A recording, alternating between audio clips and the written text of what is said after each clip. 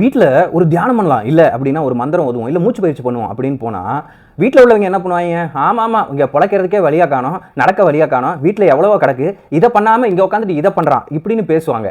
அப்போது மனசுக்குள்ளே நிறைய ஒரு எல்லாருக்கும் நடக்காது, ஒரு சில பேருக்கு நடக்கும். அப்போ நம்ம என்ன பண்ணுவோம்? வீட்டில் இருந்தால் பண்ணவே முடியல, நம்மளை டிமோட்டிவேட் பண்ணுறாங்க, அதனால நம்ம பக்கத்தில் எங்கேயாவது கோயிலுக்கு போவோம், அங்கே போவோம், இங்கே போவோம் அப்படின்னு ஓடிக்கிட்டே இருப்போம். கடைசியில் நம்ம பண்ண வேண்டியதெல்லாம் பண்ணி பார்த்தோமா அப்படின்னு கேட்டால் கண்டிப்பாக இல்லை. அப்போது எல்லா விஷயமுமே நம்ம ஆராய்ச்சி பண்ணி பார்த்தா பிரபஞ்சம் எல்லாத்தையுமே, அது இறைவனாக இருக்கலாம், பிரபஞ்சமாக இருக்கலாம், எல்லாத்தையுமே உனக்கு தேவையானதை ஓ மூலமாக தான் உனக்கு கொடுக்குது. நீ எதை தேடிட்டு இருக்கியோ அது உன்னை தேடிக்கிட்டு இருக்கு. சரி, நான் இப்போ வீட்டில் எனக்கு நிம்மதியே இல்லை, நான் என்ன பண்ணுறது, என்ன செய்யறது, அதனால நான் வெளியே போகிறேன் அப்படின்னு சொல்லி ஒரு 3 நாள் நான் எங்கேயாவது போகிறேன், காட்டுக்கு போகிறேன், மலைக்கு போகிறேன், இல்லை நண்பர்கள் வீட்டுக்கு போகிறேன், அங்கே உட்காந்து நான் எல்லாத்தையும் பண்ணுறேன் அப்படின்னு சொல்லி பிளான் பண்ணி போனால் 3 மணி நேரம் தான் அங்கே இருப்பீங்க. அதுக்கப்புறம் பார்த்தா பழைய குருடி கதவை திரடின்னு, ஐயோ எனக்கு இங்கே செட் ஆகலை, இதுக்கு வீடு எவ்வளவோ பெட்டர் அப்படின்னு சொல்லி வீட்டுக்கு போயிடுவீங்க. அப்போது யார் என்ன வேணால் சொல்லட்டும், யார் வேணால் வீட்டில் உள்ளவங்க டிமோட், அப்பாவாக இருக்கலாம், அம்மாவாக இருக்கலாம், தம்பியாக இருக்கலாம், தங்கையாக இருக்கலாம், மனைவியாக இருக்கலாம், கணவனாக இருக்கலாம், யாரை வேணா இருக்கலாம், என்ன டிமோட்டிவேட் வேணாலும் பண்ணட்டும். பண்ணால் அதை இந்த காதில் வாங்கி இந்த காதில் விட்டுட்டு ஃபஸ்ட்டு நோ சொல்லி பழகுங்க. நான் இப்படி பட்டவன் தான் இன்னைக்கு பண்ணுறேன், நான் புத்தனாக போகிறேன், உனக்கு என்ன வந்துச்சு, என்னை தொந்தரவு பண்ணாத போ இப்படின்னு சொல்றதுக்கு 90% பேர் யோசிக்கிறாங்க. அப்போ நோ சொல்ல வேண்டிய இடத்துல நீங்க நோ சொல்லித்தான் ஆகணும். படாருன்னு கதவை சாத்திட்டு நீங்க மாட்டு பண்றத பண்ணணும். இல்லை உங்களை தொந்தரவு பண்ணுறாங்களா, அந்த இடத்துல நீங்கள் தொந்தரவு பண்ணும்போது நீங்கள் ஒரு என்ன சொல்கிறது, ஹார்ஷாக வேர்ட்ஸை யூஸ் பண்ணுறது கூட தப்பு இல்லை. ஒரு 4 நாள் அதுக்கப்புறம் நம்மளை டிஸ்டர்ப் பண்ணுவாங்க.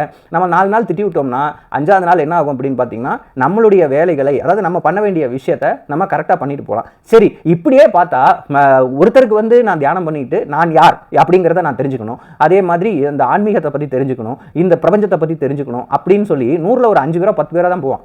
ஆனால் நிறைய மனிதர்களுக்கு கேள்வி அப்படிங்கிறது என்னன்னா, எனக்கு முன்னேறணும், எனக்கு வழி தெரியல, +2 படிச்சுட்டு இருக்கவங்க எக்ஸாம் எழுதணும்னு ஒரு கன்ஃபியூஷன், எனக்கு என்ன திறமை இருக்குது, நான் எந்த கோர்ஸ் எடுத்தால் எனக்கு மேற்கொண்டு நல்ல வேலை கிடைக்கும், எனக்கு ஃபியூச்சர் நல்லா இருக்கும் அப்படிங்கிற ஒரு கலக்கம். சரின்னு காலேஜ் வந்துட்டா நம்ம படிச்சுக்கிட்டு இருக்கோமே, அடுத்து நமக்கு வேலை கிடைக்குமா, கேம்பஸ் இன்டர்வியூவில் செலக்ட் ஆகுமா, அடுத்து போவோமா அப்படிங்கிற ஒரு கலக்கம். அதாவது பாதையை தேர்ந்தெடுக்கிறதுல, நான் வியாபாரம் பண்ணுறேன், ஆரம்பிச்சிட்டேன், எனக்கு என்ன இப்படி ஆரம்பித்தேன், எனக்கு கூட்டமே வரல, இல்லை ஆரம்பிக்க போகிறாங்கன்னா எனக்கு நான் இதை ஆரம்பித்தா எனக்கு இது நடக்குமா நடக்காதா, கரெக்டான வழி என்ன, நான் எந்த பிஸ்னஸை நான் பண்ணுறது அப்படிங்கிற ஒரு சந்தேகம். அது மட்டும் கிடையாது, எனக்கு மட்டும் ஏன் தடங்கள் வந்துகிட்டே இருக்கு, இப்படி யோசிச்சு யோசிச்சு யோசிச்சு ஏதோ ஒன்று குண்டு சட்டிக்குள்ள குதிரையை ஓட்டுற மாதிரி அப்படியே வாழ்க்கையில் முன்னேறாம, கீழேயும் போகாம மேலேயும் போகாம அப்படியே இருந்த இடத்துலயே இருந்துட்டு இருப்பாங்க. அப்போ நான் எத்தனையோ வீடியோ போடும்போதெல்லாம் நான் சொல்றேன், அப்போ நீங்க தியானம் பண்றீங்களோ, மெடிடேஷன், எத்தனையோ தியானங்கள் கொடுத்துருக்கேன், தியானம் பண்றீங்களோ, மெடிடேஷன் பண்றீங்களோ, என்ன வேணா பண்ணுங்க, மூச்சு பயிற்சி அப்படிங்கிறத பத்தி நிறைய கொடுத்துருக்கேன் நான். அப்போ உங்களுக்கு என்ன தேவையோ, எந்த டிசிஷன் மேக்கிங் நீங்கள் பண்ணுறீங்களோ அதை இறைவனோ பிரபஞ்சமோ உங்கள் மூளையில் பதிய வச்சு உங்கள் முயற்சி எப்படி இருக்கோ அது மூலமாக தான் உங்களுக்கு தெரிய வைப்பானே தவிர, நான் அந்த கோவிலுக்கு போகிறேன், அந்த குருவை பார்க்குறேன், இந்த குருவை பார்க்குறேன்னு அங்கே போனால் ஆற்றல் கிடைக்கும், அங்கே இருக்கக்கூடிய குருவின் ஆற்றலோ, இறைவன் ஆற்றலோ, இடத்தின் ஆற்றலோ இதெல்லாம் உங்களுக்கு கிடைக்கும்.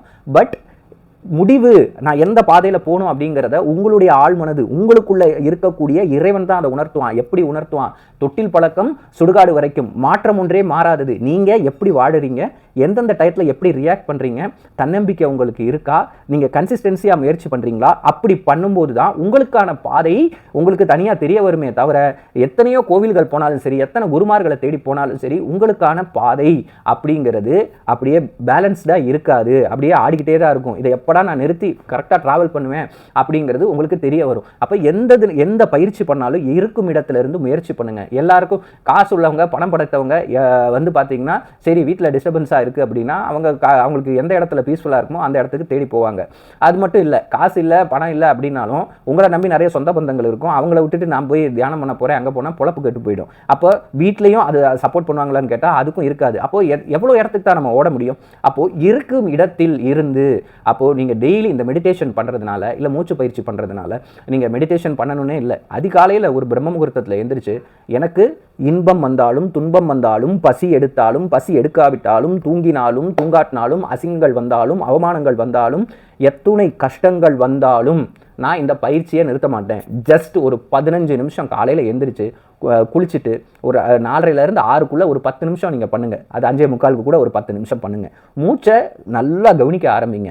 இப்படி கவனிக்கும் போது என்ன நடக்கும் அப்படின்னு பார்த்தீங்கன்னா, உங்களுக்கு தியானத்தில், அதாவது நான் என்ன சொல்கிறேன் அப்படின்னு பார்த்தீங்கன்னா, உங்களுக்கு என்ன சொல்கிறது, எனக்கு ஒரு நல்ல வேலை கிடச்சி டாப் லெவலில் வரணும், நான் சினிமா துறையில் சாதிக்கணும், விளையாட்டுத் துறையில் சாதிக்கணும், உங்கள் மேலே ஆள் மனசில் என்ன ஆசை இருக்கோ இதை நீங்கள் 48 நாள் பண்ணும்போது அதற்கான வழிகள், அது உங்கள் கனவுக்கான வழிகள் திறக்கும். எப்படின்னா அதற்கான நபர்களை இந்த பிரபஞ்சம் அனுப்பி வைக்கும், அதற்கான முன்னேற்றத்திற்கான பாதையை காமிக்கும், அதற்கான சப்போர்ட்டை காமிக்கும். மனசு எங்கே ஒருநிலைப்படுதோ அப்போ தான் உங்களுக்குள்ளே இருக்கக்கூடிய அந்த ஆன்ம சக்தி வெளிப்படும் போது உங்களுடைய ஆசைக்கான அந்த வழி அப்படிங்கிறது உங்களுக்கு திறக்க ஆரம்பிக்கும். அப்போது நீங்கள் அவங்க ஹெல்ப் பண்ணுவாங்க, இவங்க ஹெல்ப் பண்ணுவாங்க, அவங்க சொல்லிடுவாங்க, இவங்க சொல்லிடுவாங்கன்னு எதிர்பார்த்தா நமக்கு அந்த விஷயம் நடக்காது. அப்போது நோ பெயின் நோ கெயின். அப்போ இந்த 4:30 to 6 மணிக்குள்ளே ஒரு 15 நிமிஷம் 48 நாள் நான் மூச்சு காற்றை கவனிக்கிறேன். அப்போது மூச்சு காற்றை எதுக்கு கவனிக்க சொல்கிறேன்னா, சிம்பிள். மன அமைதி இல்லை, எனக்கு நிறைய டிப்ரெஷன் இருக்குது, எண்ண அலைகள் அதிகமாக இருக்குங்கும்போது ஒரு சிந்தனை நீங்கள் எதை நோக்கி பயணப்படுறீங்களோ அதுக்கான தெளிவு கிடைக்காது. அப்போ நான் டெய்லி இதை நான் பண்ணுறேன் அப்படிங்கிறப்போ பார்த்தீங்கன்னா ஒரு கொஞ்ச நாள் 21 நாள் அடுத்து 48 நாள் நீங்கள் முடிக்கிறதுக்குள்ளே உறுதியாக நான் சொல்கிறேன், நீங்கள் எதற்கான விடையை தேடிக்கிட்டு இருக்கீங்களோ அதற்கான தெளிவான கண்ணு முன்னாடி இந்த பிரபஞ்சம் கொண்டு வந்து உங்க முன்னாடி நிறுத்தும். அதுக்கு தான் நீங்க எதை தேடுகிறீர்களோ அது உங்களை தேடுகின்றது அப்படின்னு தமிழ்ல போட்டிருப்போம். அப்போ அது நம்மளை தேடி வரணும், கரெக்டா போகணும், நம்ம கரெக்டான பாதையில பயணிக்கணும். அப்போ உங்களுக்கு என்ன பிடிக்குமோ அது மனசை கட்டுப்படுத்தக்கூடிய விஷயங்கள் எத்தனையோ இருக்கு. அது தியானம் தான் இல்லை, எத்தனையோ விஷயங்கள். எது பிடிச்ச விஷயமோ உங்களுக்கு அதை இந்த பிரம்ம முகூர்த்த டயத்துல நீங்க பண்ண ஆரம்பிக்கணும். இல்ல நான் பாதி நாள் பண்றேன், பாதி நாள் எனக்கு நைட் ஷிஃப்ட் இருக்கு, நான் என்ன பண்றது, எனக்கு டைம் இல்லைன்னா இந்த 6 to 7 மணி சாயங்காலம் அந்த டயத்துல கூட நீங்க பண்ணலாம். ஆனா அதை பழக்கமா வைக்கக்கூடாது, பிரம்ம முகூர்த்தத்தை தான் மெயினா வைக்கணும். முடியாத நாட்கள் நீங்க இந்த முயற்சியை நீங்க பண்ணும்போது இந்த பிரபஞ்சம் உங்களுக்கு என்ன தேவையோ அதை உங்க கண்ணு முன்னாடி கொண்டு வந்து காமிச்சு உங்க கையில கொடுக்கும். அப்போ நீங்க எதுனாலும் சரி மற்றவங்களை ப்ளேம் பண்றதை நிறுத்துங்க. எந்த இடத்துல நோ சொல்லணுமோ அது ஐயோ பாவம் என் மனைவி, ஐயோ என் கணவன், ஐயோ என் பிள்ளை, அவங்க சங்கடப்படுவாங்க. அப்போது நீங்கள் ஒரு நேரத்தில் பண்ணுறீங்கன்னு வச்சுக்கோங்களேன், காலையில் ஒரு 4:30 to 6 நீங்கள் ஒன்று பண்ணிட்டு இருக்கீங்க அப்படிங்கிறப்போ இன்னொரு நபருக்கு அவங்களால போக முடியும். அது உங்கள் பிள்ளைகளாக இருக்கலாம், கணவனாக இருக்கலாம், மனைவியாக இருக்கலாம், போகிறதுக்கு எல்லா வழியும் இருக்குது. ஆனாலும் அவங்க என்னை கொஞ்சம் விட்டுருங்களேன் ப்ளீஸுங்கிறப்போ நம்ம மனசு ஐயோ குழந்தை கேட்குறானே, ஐயோ கணவன் கேட்குறானே, ஐயோ மனைவி கேட்குறாளே, இன்றைக்கி ஒரு நாள் தானே, சரி நமக்கு அவங்களுக்கு போகிறதுக்கு ஆப்ஷனே இல்லைன்னா நீங்கள் செய்யலாம். ஆப்ஷன் நிறைய இருக்கும்போது உங்கள் மனசு இப்படி நோண்டும். அப்போது நீங்கள் ஸ்ட்ரிக்டாக நோ சொல்லி பண்ணணும். அதான் வண்டி இருக்குல்ல, அதான் மாமா இருக்கான்ல, அதான் அண்ணன் இருக்கான்ல, அவங்க கூட போ, என்னால் முடியாது, நான் இதை பண்ணணும் அப்படிங்கிறதுல நீங்கள் ரொம்ப தெளிவாக இருக்கணும். அப்போது இந்த விஷயங்களை கன்சிஸ்டன்சியாக ஒரு 15 நிமிஷம் மூச்சு காற்றை கவனிக்க ஆரம்பிங்க. மந்திரம் வேண்டாம், தந்திரம் வேண்டாம், மாயாஜாலம் வேண்டாம், ஒன்றும் வேண்டாம். அத்தனை ரகசியங்களும் உங்களுக்குள்ளேயே தான் ஒளிஞ்சிருக்கு, உங்கள் மூச்சு காற்றுல ஒளிஞ்சிருக்கு. இதை நீங்கள் பண்ணும்போது இப்போ நீங்கள் ஆன்மீக ரீதியாக போகிறீங்கன்னா உங்களுக்கு அடுத்தடுத்த நிலைகளை கொடுக்கும். அதே சமயம் மெட்டீரியல்ஸ்டிக்காக எனக்கு நான் எந்தெந்த குழப்பங்கள் இருக்கோ, அது வீடு, காரு, பணம், சொத்து, பேரு, புகழ், அந்தஸ்து எதா வேணா இருக்கலாம், நோய் நொடியாக கூட இருக்கலாம், அதற்கான தெளிவை நீங்கள் கவனிக்கும் போது நீ இதை சாப்பிடு, நீ இதை பண்ணு, அப்போ உன் ஆரோக்கியம் சரியாகும், நீ இந்த பாதையில் போ, இந்த ஸ்கில்லை டெவலப் பண்ணிக்கோ, அப்போது உனக்கு தேவையான வேலை, படிப்பு, வாய்ப்பு எல்லாம் கிடைக்கும் அப்படின்னு இந்த பிரபஞ்சம் உங்களுக்குள்ளேயே அதை உணர்த்தும். நீங்கள் என்ன தேடிக்கிட்டு இருந்தீங்களோ அது உங்கள் முன்னாடி வந்து நிற்கும்.